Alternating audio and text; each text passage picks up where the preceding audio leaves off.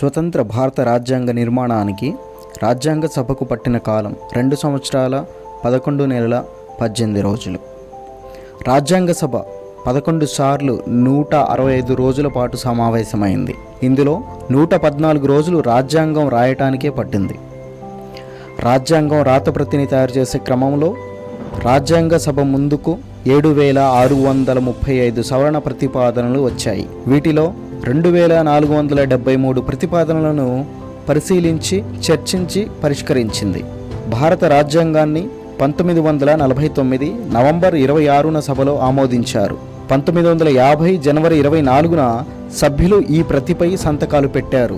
మొత్తం 284 మంది సభ్యులు సంతకాలు చేశారు. 1950 జనవరి 26న భారత రాజ్యాంగం అమల్లోకి వచ్చింది. ఆ రోజున రాజ్యాంగం సభ రద్దయి భారత తాత్కాలిక పార్లమెంటుగా మారింది. 1952లో జరిగిన మొదటి సాధారణ ఎన్నికల తరువాత కొత్త పార్లమెంటు ఏర్పడే వరకు ఈ తాత్కాలిక పార్లమెంటు ఉనికిలో ఉంది. మన రాజ్యాంగం యొక్క అసలు ప్రతులు 2 మాత్రమే ఉన్నాయి. హిందీలో ఒక ప్రతి, ఇంగ్లీష్లో ఒక ప్రతి ఉన్నాయి.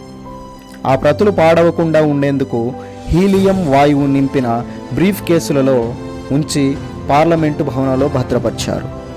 వాటి నకలును, ఫోటో కాపీలను మాత్రమే మనకు అందుబాటులో ఉంచారు. మన రాజ్యాంగం జనవరి 26వ తేదీ ఉదయం 10 గంటల 18 నిమిషాలకు అమల్లోకి వచ్చింది.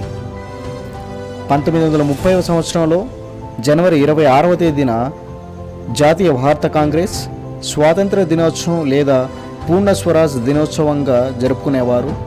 అంటే ఆ రోజున భారతదేశం పూర్తి స్వేచ్ఛ కోసం పోరాడడానికి నిశ్చయించుకున్న రోజు కాబట్టి 1950 జనవరి 26వ తేదీ నుంచి గణతంత్ర దినోత్సవాన్ని జరుపుకుంటూ ఉన్నాం.